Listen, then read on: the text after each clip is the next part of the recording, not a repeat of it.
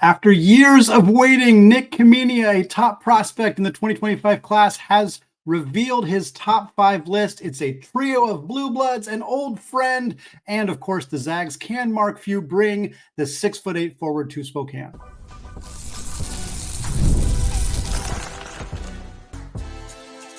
You are Locked On Zags, your daily podcast on the Gonzaga Bulldogs. Part of the Locked On Podcast Network, your team every day. What is going on, y'all? Happy Monday and welcome into the Locked On Zags podcast, part of the Locked On Podcast Network, your team every day. I am your host and longtime Gonzaga podcaster, Andy Patton, here to bring you news and updates on all things Zag athletics. Today's episode of Locked On Zags is brought to you by FanDuel. Make every moment more. It's the dog days of summer. The sports aren't sportsing like we want them to, but this summer FanDuel is hooking up all of their customers with a boost or a bonus daily. That's right, there's something for everyone every day all summer long, so visit FanDuel.com to get started. Well, folks, Mondays are typically reserved for mailbag, and there were a handful of questions that came through on Discord and via email. If you asked one of those questions, we're going to get to them a little later in the week.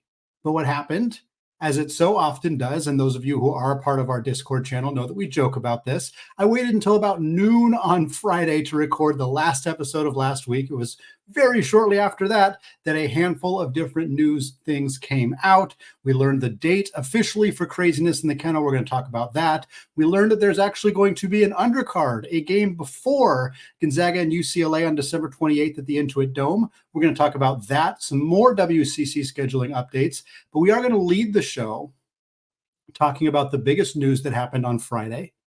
Nik Khamenia, a long-time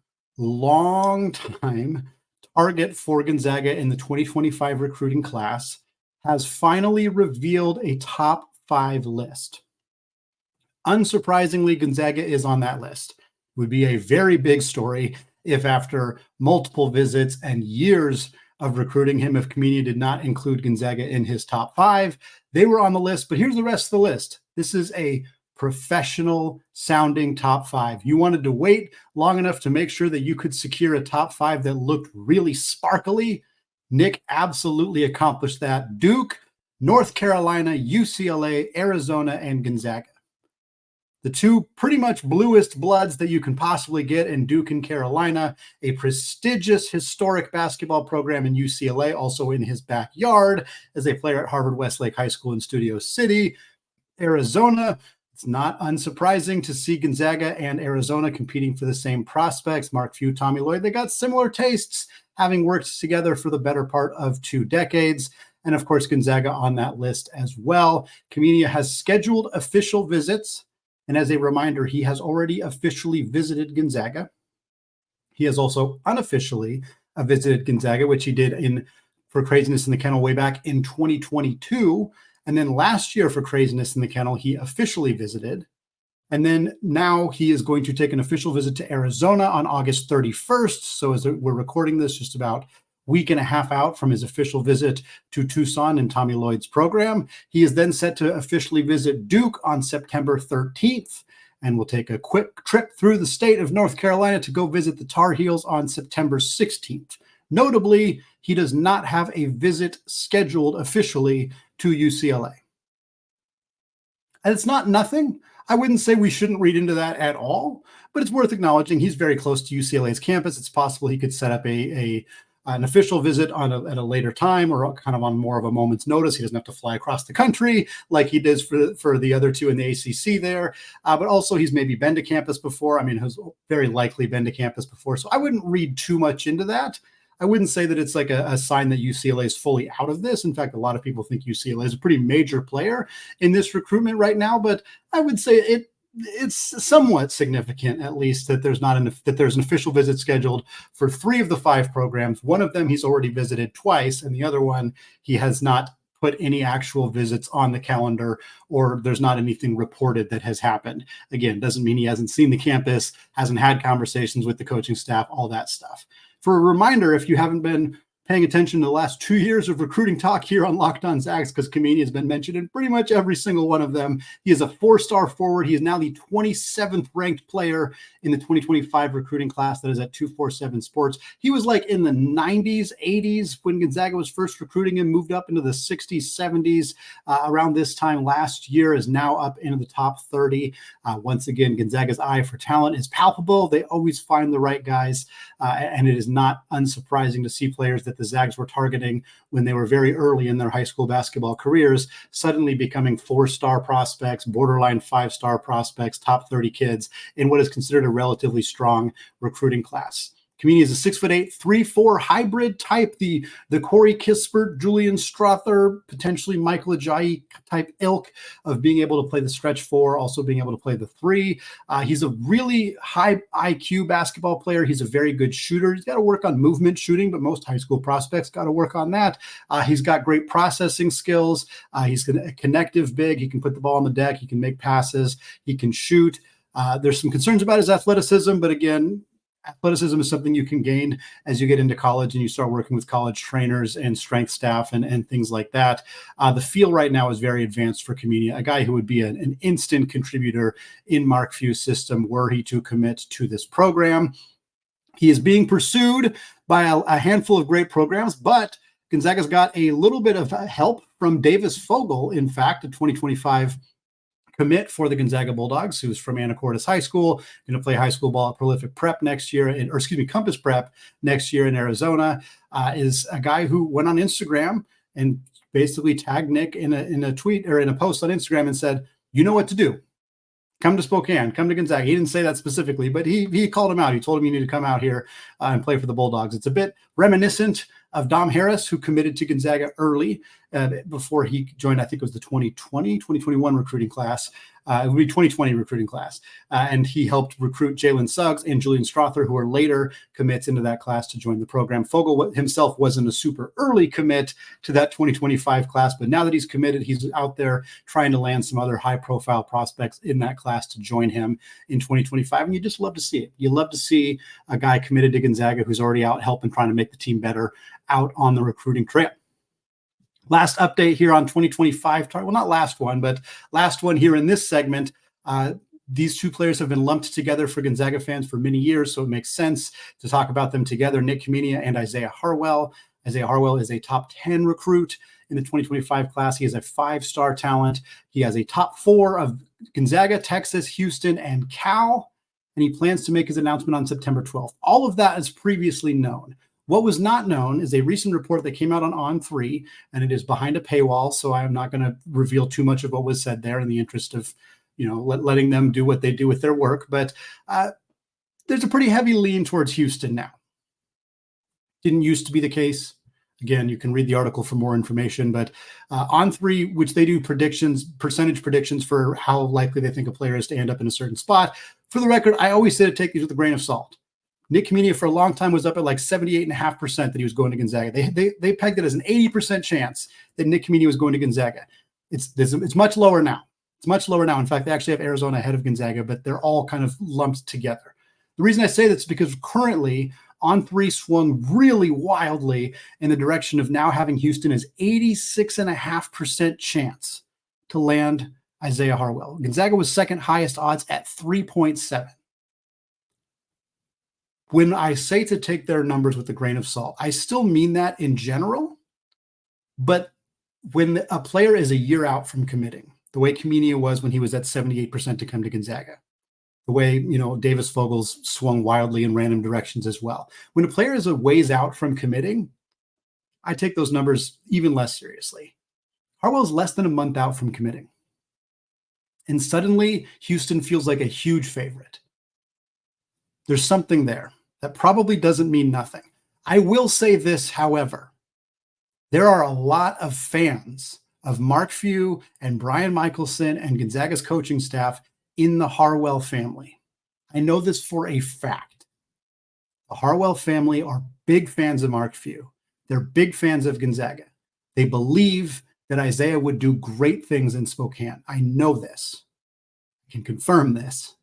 Does not mean that Isiah is going to come to Gonzaga. Does not mean that this report from On3 is bogus or anything like that. I am just telling you what I know about the Harwell family and their very positive feelings towards Mark Few and the Gonzaga Bulldogs in particular. About 3 weeks out till we have a decision on Isiah Harwell. But here's the thing. He may be bound to Houston. That may happen. But the Zags got another big-time guard target coming to Spokane in 2025, or coming to Spokane in the 2025 class. That's Kingston Flemings. We now know what date he is going to visit campus for Kraziness in the Kennel. We're going to talk about that in just a second. Right after I tell you about today's sponsor, FanDuel. Folks, I love sports. You love sports. We all love sports. So we're talking sports. We're listening about sports. All sorts of conversations happening here in the dog days of summer. And look, this is the time of the year where we get fewer games. The sports, they're not sportsing like we want them to, especially in the post-Olympic time period before college football comes back. However, FanDuel lets the sports keep going whenever I want them to. All I have to do is open up the FanDuel app, dream up bets anytime I'm in the mood. And this summer, FanDuel is hooking up all their customers with a boost or a bonus daily. That's right, there's something for everyone every day all summer long. And look, speaking of just flipping open the app and looking for some bets, I was playing around with it earlier today, and I found a very spicy parlay. If anybody is interested in this, $10. You put $10 down on a two future event parlay, Gonzaga men and Gonzaga women winning the national championship. Is it likely? Probably not that both win in the same year, but here's the deal. You put $10 down on that happening, and it does. Not only do you get to watch Mark Few and Lisa Fortier celebrate with tears in your eyes because you will have netted $105,000. If that sounds enticing or worth potentially tossing $10 down on it, go to FanDuel.com and start making the most out of your summer. FanDuel, an official sports betting partner of Major League Baseball. All right, folks, segment 2, still Andy Patton, still Locked on Zags podcast, and we're still talking 2025 recruiting. We talked Nik Khamenia listing Gonzaga in his top 5, a list we've been waiting for what feels like multiple years at this point. We talked about Isiah Harwell, who's now got a pretty strong lean towards joining Kelvin Sampson and the Houston Cougars. However, that does not mean that Gonzaga will not land another high-priority guard in the 2025 class to pair alongside Davis Vogel. Because Kingston Flemings, a 2025 top recruit, he is number 22 in that 2025 recruiting class, according to 24/7 Sports. He has set an official visit to Gonzaga, which we've already reported previously, for Kraziness in the Kennel. Now, we know that Kraziness in the Kennel is officially set to be on October 5th. It's usually the first or second weekend in October. I thought maybe it was going to be October 12th this year. Looks like it's going to be October 5th. The Women's Fan Fest event will be the following weekend on October 12th. So for Kraziness, it'll start at 3 p.m. Pacific time, again on October 5th, a Saturday. The doors will open at 2 for those interested in attending. It is free, but it is also a ticketed event. So you can't just show up at the door and try to get in. Tickets are available starting on October 2nd. Gozag's website is the place to be for that. Obviously, if you're a student, you have the ability to get into that event as well. As we've seen with Kraziness in the Kennel, expect to see a handful of kind of fun events, contests on the floor, and then a scrimmage between Gonzaga players, the blue-white scrimmage of sorts. In the past, we've seen three-point shootouts, we've seen dunk contests, we've seen a skills challenge. There's going to be some fun stuff. They're going to do player introductions, obviously meet all the newcomers on the team. We'll have some speeches. Mark Few will talk. Then we'll get to see a scrimmage. And you don't often glean a ton from these scrimmages. It's not really designed to be that. It's more of just a fun showcase. Here's the new team. Here's the players. Fans come out. Everybody cheers. The players get a chance to play in the Kennel, many of them for the first time. It's not something we're not going to learn a ton. It's just going to be fun to see these guys wearing Gonzaga uniforms.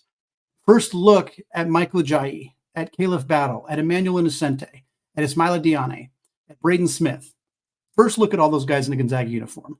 Obviously, we will not see Braden Smith this year as he is going to redshirt for the upcoming season. I wouldn't expect to see a ton of either Innocente or Ismaila Diane, although we will probably see them at least in some capacity. I don't expect either to redshirt as well. Obviously, Michael Ajayi and Caliph Battle are two guys we expect to have very big roles for this Gonzaga team this upcoming season. It's also going to be our first look at some of the walk-ons. Graydon Lemke, who comes in from Las Vegas. He's a 6'11" big man, grew a ton in high school, a preferred walk-on, got some serious talent and some potential upside there. He's recovering from an injury, so I'm actually not sure if he will suit up in this game, but we will at least see him at said event. We will see Cade Orness as well, another walk-on from North Kitsap High School on the west side of the state, leading scorer in his division, beat Davis Fogel and the Anacortes team in the playoffs. Cade Orness is a bigger guard, another fun addition on the walk-on side of things for Gonzaga. So we'll get to see those guys. We'll get to see the rest of the newcomers. We'll get to see some fun events. And Kingston Flemings going to be in the house. Fleming's got a top 4 right now: Texas, Houston, Texas Tech, and Gonzaga. I'm not saying that if Harwell does go to Houston, that doesn't necessarily mean that Flemings is fully out at Houston, but it helps Gonzaga a little bit in the sense that he may not want to go to another school with another top prospect at his position joining the team. So if Houston wins Harwell, that could potentially be a benefit for Gonzaga in the Flemings sweepstakes. 6'3" point guard from San Antonio. Again, all 3 of the programs on the list are from the state of Texas outside of Gonzaga. I've said this before. I will say it again. If there is a school on a list that is an outlier, pay attention to that. It's not a foolproof, guaranteed 100% players going there, but it usually there's something there, whether it's like some familial connection, which as far as I know is not the case with Flemings, or just a strong recruiting pitch. Who knows exactly the situation, but for Flemings to have limited his entire scope of schools to 3 in his state and 1 halfway across the country, there's something about that one school that stands out to him. Put on a great show at Kraziness, have that place be popping the heck off as it typically is. Guys having an absolute blast playing there. Maybe get some bugs in his ear from somebody like Drew Timme or some other players from Texas, Jeremy Jones, Dimitri Goodson, whomever it may be, to get in his ear, talk about going from Texas to Spokane, get that whole pipeline going. Maybe we can get a Flemings-Fogel backcourt started in 2025 for the Zags. On the women's side, mentioned this already, FanFest will be October 12th. 1 week after Kraziness in the Kennel. That has historically been how they've done the FanFest event on the women's side. 3 p.m., just like the same as the men's side. Doors open 1 hour prior. It is free to attend like it is for Kraziness, but there are no tickets. So if you are in the Spokane area, want to go see the FanFest event, get to meet Lisa Fortier's new look team, definitely check that out on October 12th. It's going to be a first look at a lot of newcomers for Lisa Fortier's team, because there's a lot of departures. The Trunk twins are gone. Brenna Maxwell's gone. They had a couple of players transfer out. They had a couple of players medically retire or depart from the team. So they got a lot of openings. And they also got a lot of newcomers. Taylor Dalton, friend of the program. We had her on a couple weeks ago, transfer from St. Mary's. She's going to step into a big role right away for the Zags. Lauren Whitaker, her fellow countrywoman from New Zealand. Whitaker joined the team last year at the semester break. So she's not super new, but this will be her first time playing on the floor. Inez Betancourt, a transfer from UConn. Always fun to get somebody from that program on the team. Vera Ganaden comes from the junior college level. McKinley Dolan comes from Minnesota as a transfer. They also have a pair of other new freshmen alongside Lauren Whitaker and Cristobal Osorobo and Allie Turner. A lot of new faces. You want to get to know some of these new faces, get a chance to see them in action in a scrimmage type event. Again, there will also be contests and, kind of fun events going on, just like there are for Kraziness. Check out the Women's Basketball Fan Fest, October 12th, 3 p.m. in the McCarthy Athletic Center. Well, folks, Gonzaga and UCLA were set to play the first college basketball game at the new Intuit Dome in Irvine, California, the home of the Los Angeles Clippers. However, a current and future WCC team have beat them to the punch. We're going to talk about that in just a second. Right after I tell you about eBay Motors. Folks, passion, drive, patience, that's the formula for winning championships, and it's also what helps keep your ride or die alive. And eBay Motors has everything that you need to maintain your vehicle and level it up to peak performance. From superchargers to roof racks, exhaust kits to LED headlights, and more. Whether you're into speed, power, or style, eBay Motors has you covered. With over 122 million parts for your number one ride or die, you'll always find exactly what you're looking for. Plus, with eBay's Guaranteed Fit, your part is guaranteed to fit your car every time, or you get your money back. Because with eBay Motors, you're burning rubber, not cash. With all the parts you need at the prices you want, it's easy to make your car the MVP and bring home that W. So keep your ride or die alive at ebaymotors.com. Eligible items only, exclusions apply, and eBay's Guaranteed Fit is only available to U.S. customers. All right, folks, closing out the show with some scheduling updates on the WCC side, one that specifically impacts the Gonzaga Bulldogs. A report came out, and I saw this tweeted by Rocco Miller, who's a fantastic follow if you're looking for college basketball scheduling updates. He also has great bracketology reports. Regardless, I saw the report from him on social media that Grand Canyon and San Diego are set to square off at the Intuit Dome on December 28th. And I thought, hey, there's another basketball game happening at the Intuit Dome on December 28th. I thought for a second that I had the year wrong and that this game was scheduled in 2025. And I was like, why on earth is Rocco reporting about a Grand Canyon San Diego game in 2025? And then I thought, that would be a conference game. There's no way that would be a non-conference game in the 25-26 season, so that can't be right. I read a little bit further, and it turns out that they are now turning this event at the Intuit Dome on December 28th into a 2-game showdown, hence why I refer to this as the undercard. It is kind of the prequel to the Gonzaga UCLA game. Now, as I'm recording this right now, game times have not been confirmed. I am expecting, as I imagine everybody is expecting, that the Gonzaga UCLA game will be second on the docket behind Grand Canyon and San Diego. The term undercard, by the way, is a wrestling term or a boxing term for the fight that happens before the big fight. It's basically just like an opener, like at a concert, something of that nature. We've obviously seen these 4-team, 2-game events before. Gonzaga's participated in them. Many other teams participate in them. This is now being called the West Coast Showdown. It is a 4-team event. What it does mean, and I don't know that this is that significant, but one of the kind of fun elements of this Gonzaga UCLA game was that it was going to be the first college basketball game played at the Intuit Dome. The Intuit Dome is the home of the Los Angeles Clippers starting this season.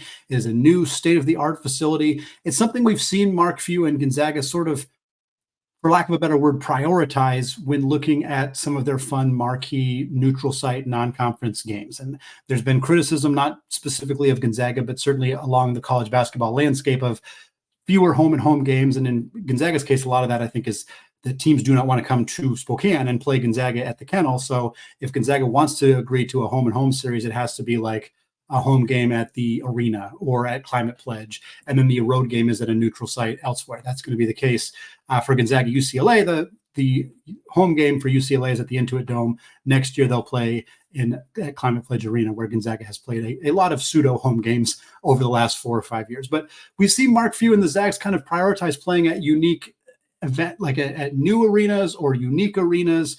They've obviously played on airplane hangars before. Like, we've seen them kind of try to be a little bit outside of the box in that regard. The Sanford Pentagon at Sioux Falls, they were willing to play there pretty early on. And so the Intuit Dome, and being the first college game at the Intuit Dome between two West Coast powerhouses, between kind of the local school and UCLA, kind of felt like a fun appeal. And now you get Grand Canyon and San Diego. And this is nothing against those programs. It's not. But it's like it lessens that impact. Being the second game, even if it's the same day and part of the same event, is it a big deal? Probably not. But it's something we're going to talk about in the middle of August on a Gonzaga podcast for sure. That's the conversation we're going to have right now.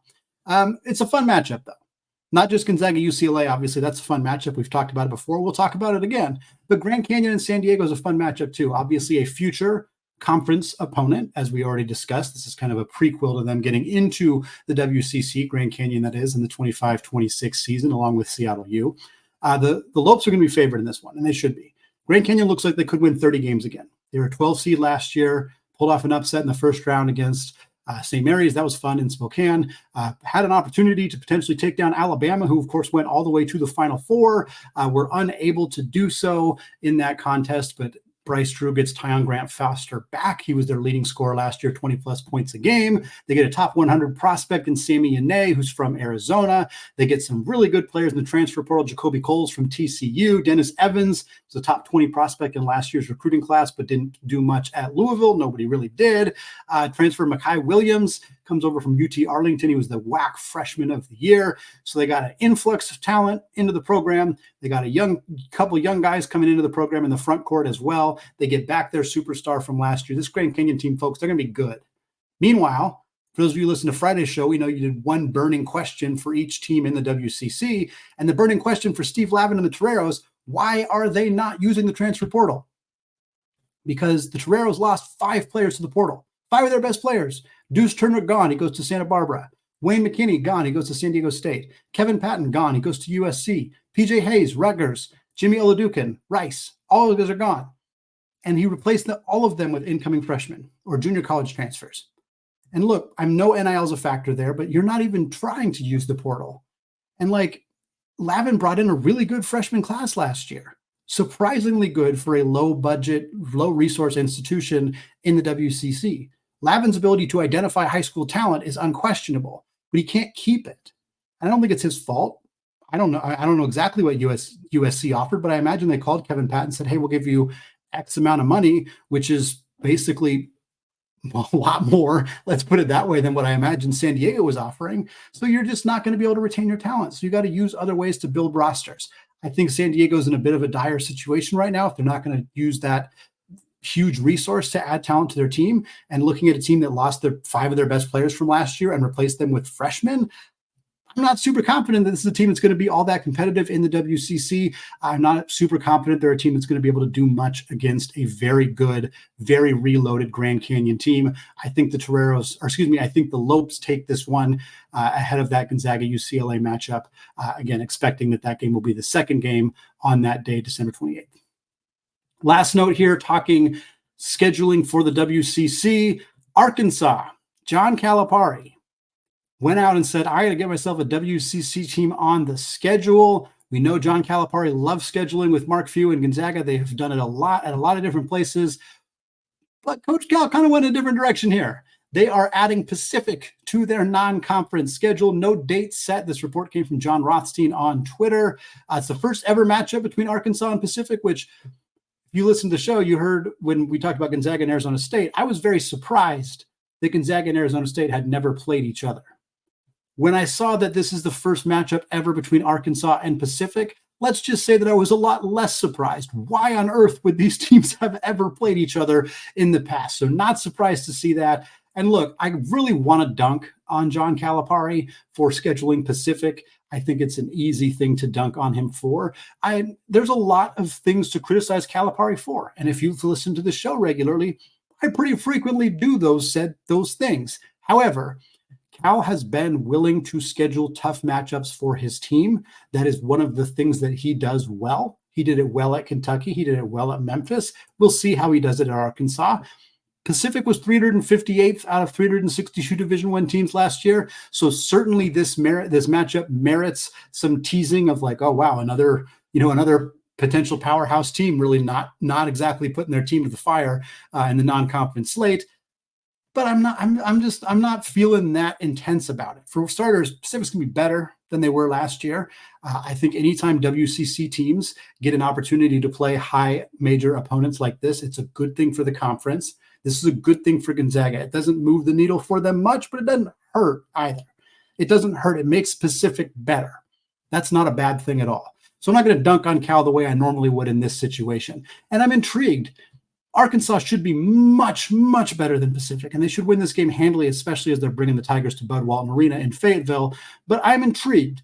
New coach and Dave Smart taking over for Pacific. They bring in Elijah Fisher, who averaged double digits in the Big East last year at DePaul. They get Lamar Washington. They got a couple other transfers coming in from the high major level. This is going to be a new look Pacific team that might be kind of interesting.